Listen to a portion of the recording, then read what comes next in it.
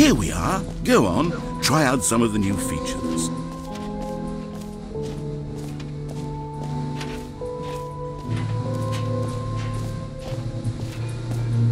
Come now, you've already made your choice. It's true that you chose badly, but we all have to move on from our mistakes.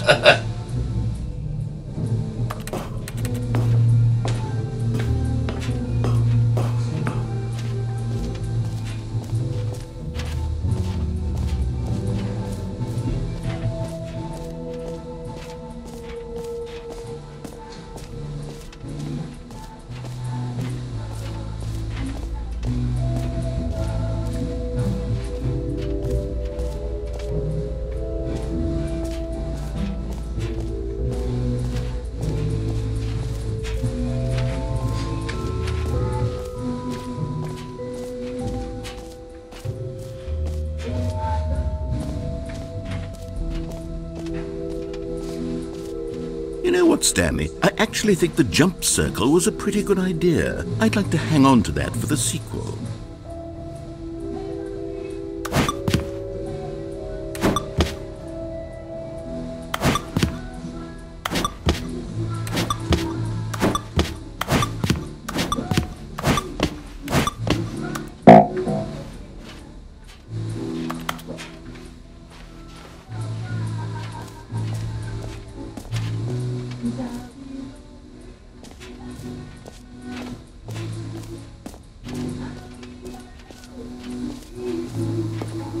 Now here's something special. You remember that broken test achievement that got left in the game on accident? Well, I'm developing a technology to simply give you the achievement. Yes, you see, you'll come to this lever, and when you pull it, the achievement will be given to you. It's as simple as that.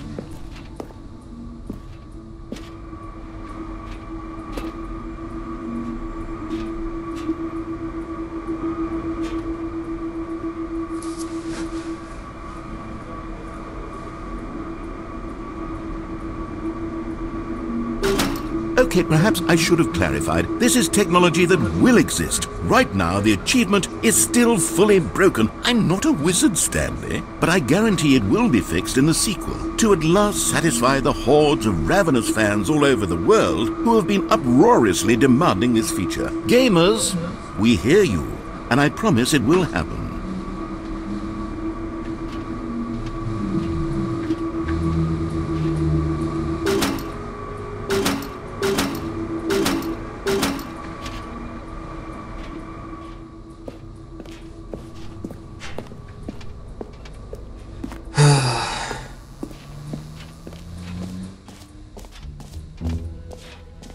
What else? What other exhibits haven't we seen yet?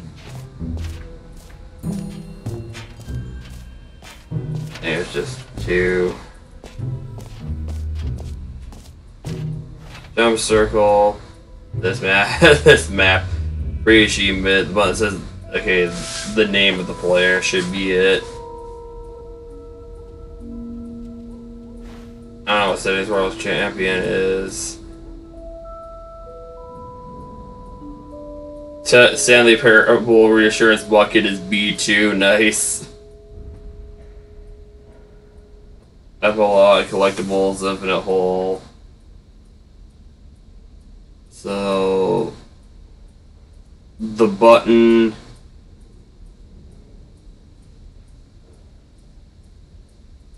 it should just be the button to Collectibles.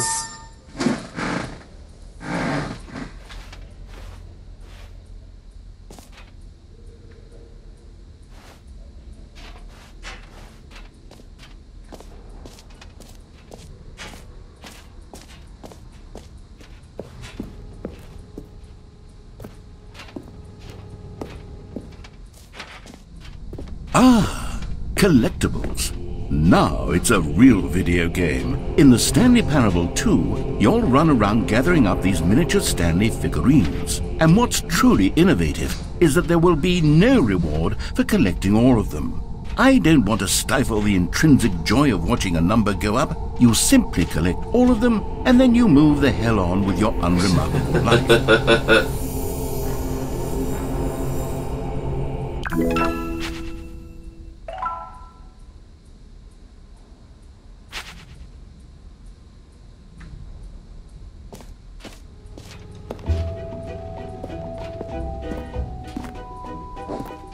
And you find them. God, it really is the worst when you collect everything in a video game and then they give you a big fancy reward for it. Absolutely tragic.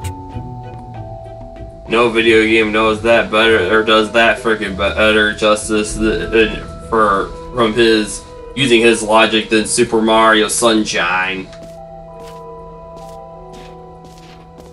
Super Mario Sunshine is at least the epitome of Nintendo games I'm aware of that does that. Oh hey, a freaking picture that's actually probably not as interesting. I don't know.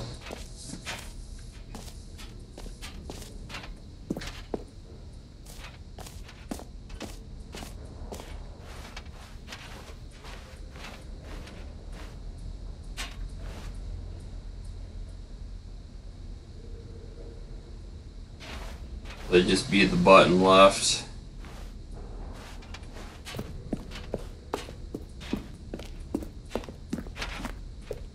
All right, have you seen everything you wanted to? Ready to move on now?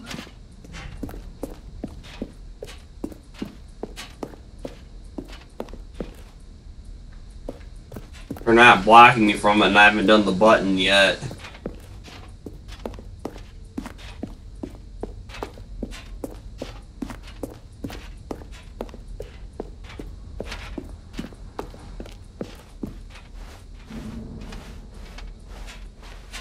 I'm guessing maybe not getting the buck is the only thing that doesn't allow you to frickin' move on.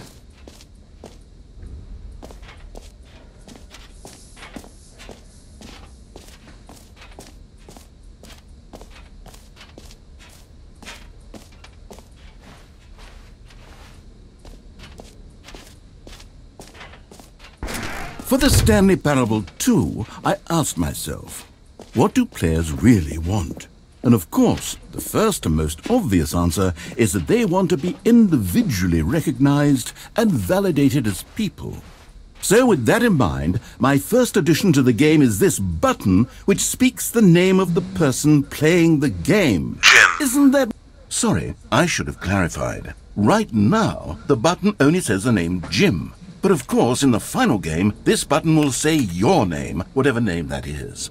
Here, let's have you role-play as Jim to really simulate the full experience of this feature. Just play along. I promise you'll love it. Okay, here we go. Let's take a deep breath, clear your mind, forget whoever you are, and simply become a person named Jim. I want you to imagine your... Jim. Whoa, hold on. I wasn't finished setting up the backstory. If you don't properly roleplay as Jim, then you'll never understand the impact of this button. Otherwise, it's just a stupid button that says somebody else's name. Okay, we're doing it again, and this time let me finish first. Now, allow yourself to become Jim. Imagine yourself driving to... Jim. All right, fine, whatever. It's just a meaningless button that says Jim. Are you happy now? Get out of here. I'm done with this button. Why don't you go humiliate me in front of a different feature that I worked very hard on? Jim. See, if you'd only played along, that would have been your name the button says, but no. Instead, I can't even think about it. I'm taking the Jim button away. Jim. Jim. Jim. Jim. Jim.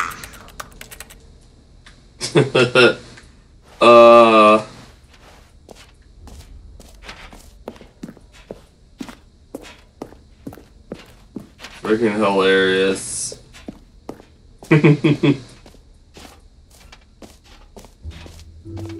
Maybe I'll only let people named Jim play the Stanley Parable 2. They would appreciate what I've created here.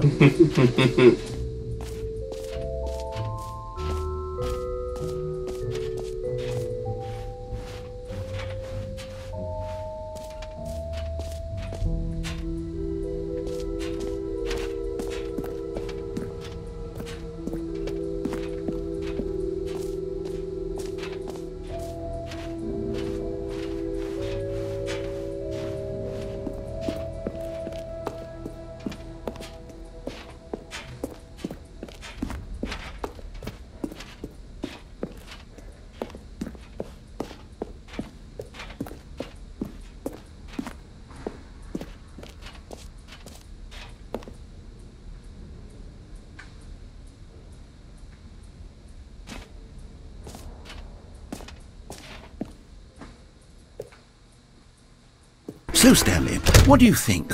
Do you like all of the new features? Yes, I know it's not exactly clear yet how exactly these features will come together as one single coherent video game, but I can feel it in my soul. It's going to work. There's definitely a good game in there somewhere. Say, let's do an experiment. I'll arrange these new features together, and we'll see whether or not it coheres into a meaningful gameplay experience. Okay. Are you ready? Hey, you got the Here it cheap is. seats. I give you the Stanley Parable 2.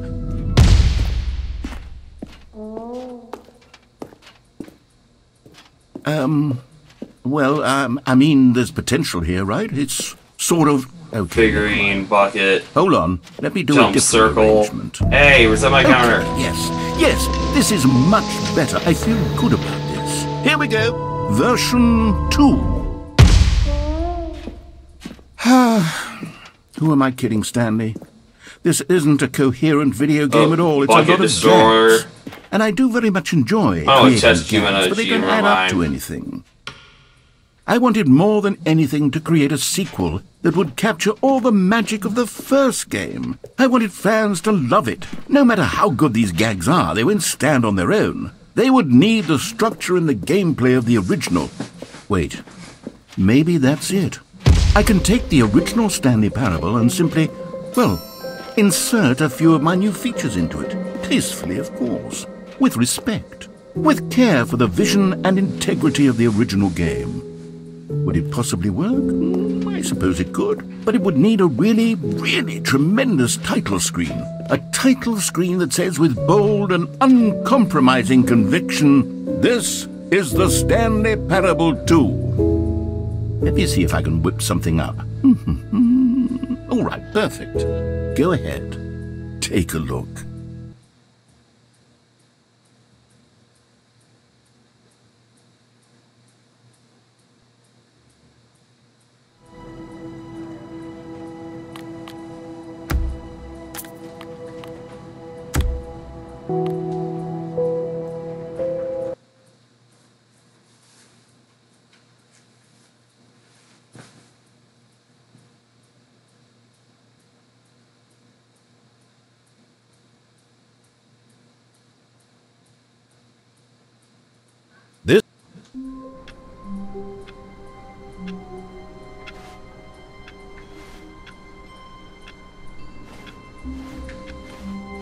All of his co-workers were gone. What could it mean? Stanley decided to go to the meeting room. Perhaps he had simply missed a memo. Yeah, balloons will appear throughout the office now.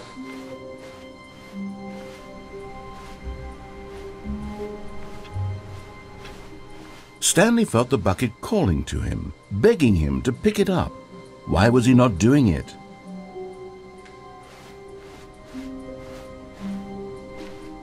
When Stanley came to a set of 2 open doors,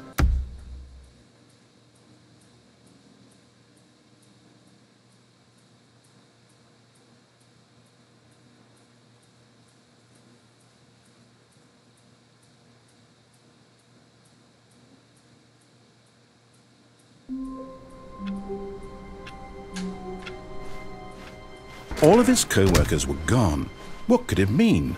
Stanley decided to go to the meeting room. Perhaps he had simply missed a memo. Maybe Stanley would never pick up the bucket. A lonely bucket, lonely and miserable and Stanley-less. Such a sad fate for a bucket.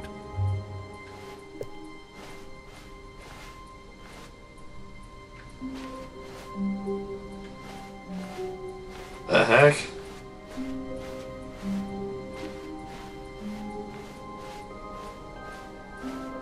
When Stanley came...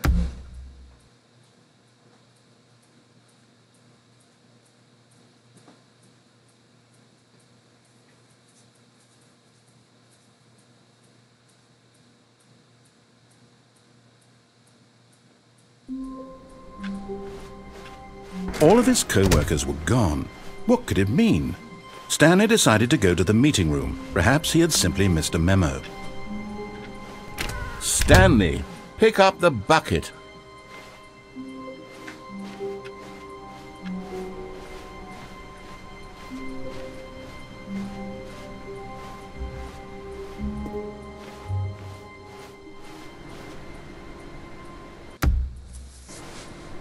No matter how hard Stanley looked, he couldn't find a trace of his co-workers.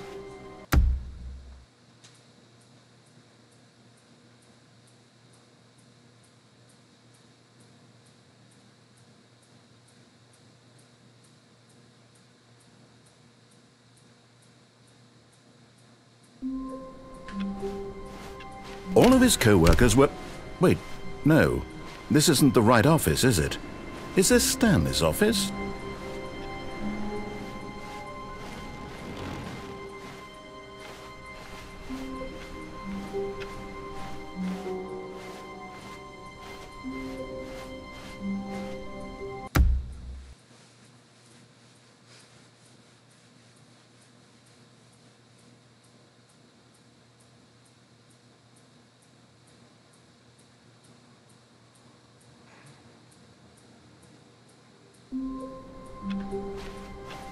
Someone was following Stanley. He was sure of it.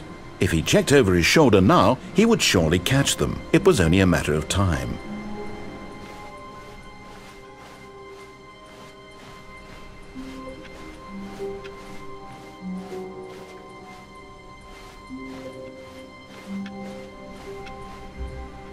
Stanley picked up the bucket.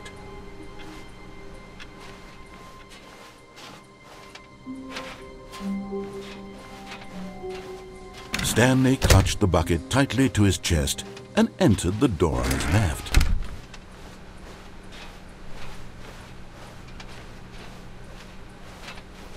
Still no one was here. Stanley needed the bucket's warmth and comfort now more than ever. Perhaps his boss's office was where he'd find answers.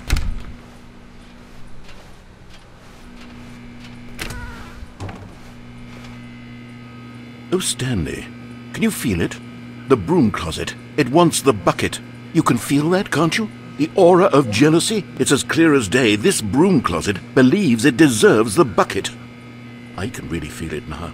It's a bucket. It belongs in a broom closet. That's what the broom closet is trying to say here. It's supposed to go with the other cleaning supplies.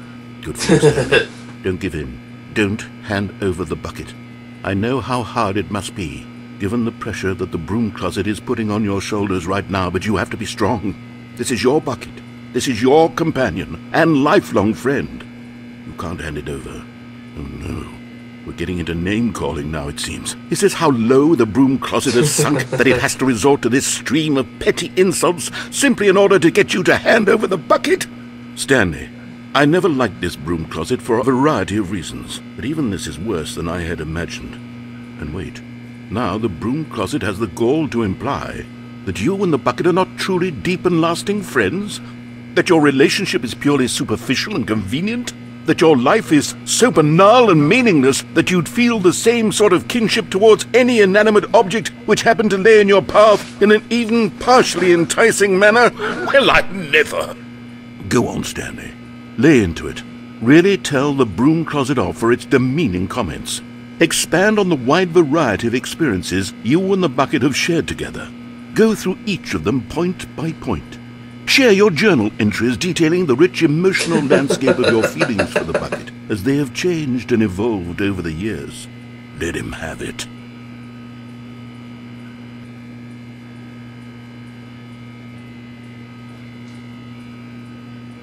Okay, I've got you something which I think will help settle this debate once and for all.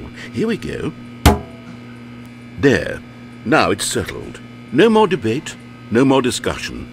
Take a hike, broom closet, with all your meandering philosophical diatribes about the nature of cleaning supplies and their relationship to broom closets in the natural order of things.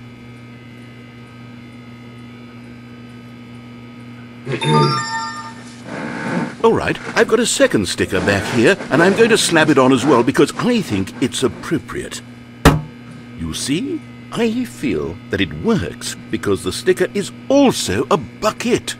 That way, if you're ever unsure whether the thing you're holding is a bucket or not, you can look down at this sticker and say to yourself, ah, it's a bucket.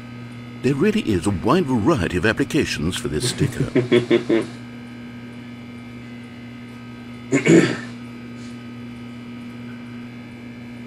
You know what? I could take the name-calling and the dismissal of your kinship with the bucket, but now the broom closet is just giving us the silent treatment. And to be honest, I'm sick of the pettiness on display. You can stay here all you like, but I've had it with this impetulant room of cleaning supplies. Easily the most childish such room I've ever been in. I'll see you outside, and we can get on with the story about you and your bucket.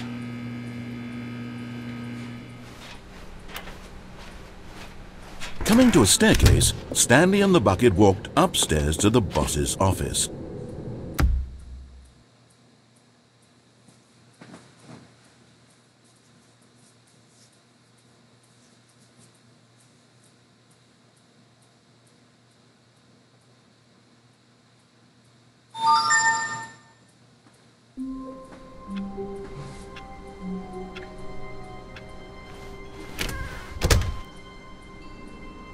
Stanley lifted the bucket into his arms, and a wave of comfort rushed over him. Stanley clutched the bucket tightly to his chest and entered the door on his left.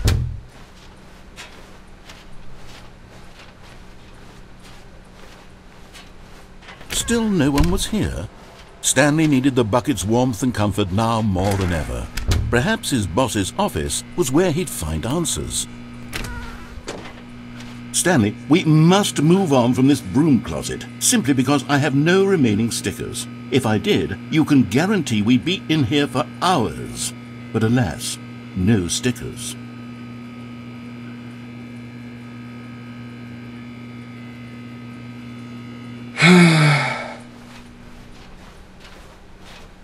Coming to a staircase, Stanley and the bucket walked upstairs to the boss's office.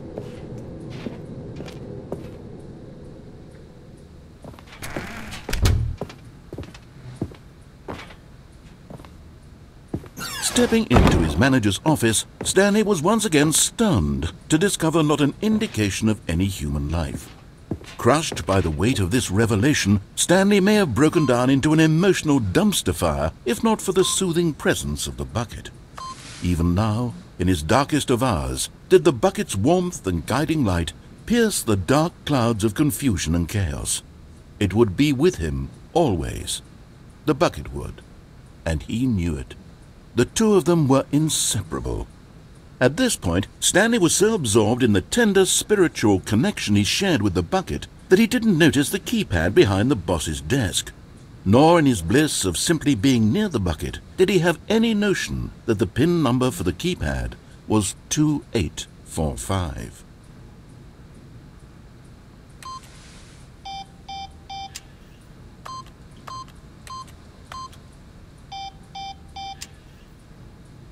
Stanley just sat around twiddling his thumbs. 8. Trying to input anything on the device was useless, since he could never possibly know that the combination was 2845.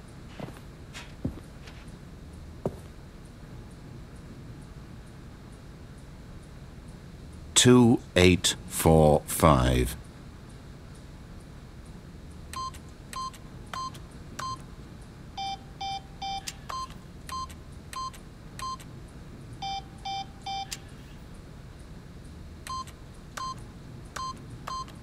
Forgot, but it turns out that the panel's emergency override kicked in, and the door just opened all by itself, and Stanley got the hell along with the story.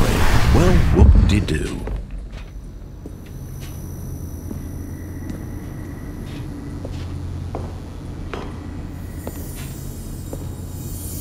You found one of them. One of the miniature Stanley figurines. Remember, no reward for collecting all of these. Only the intrinsic pleasure of a job well done. You can't buy that sort of happiness, Stanley. God knows I've tried. So, I implore you to savor each and every moment you come across one of these beautiful figurines.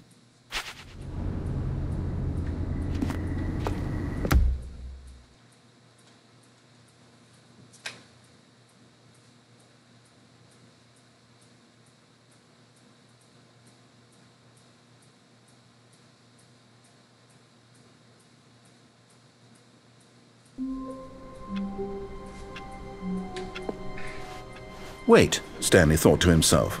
Am I sure that the orders stopped coming in? How is that possible? They never stopped. Surely I was mistaken.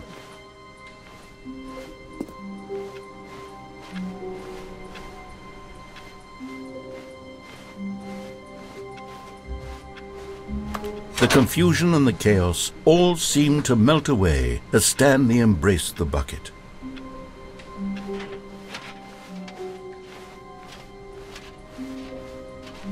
Stanley clutched the bucket tightly to his chest and entered the door on his left.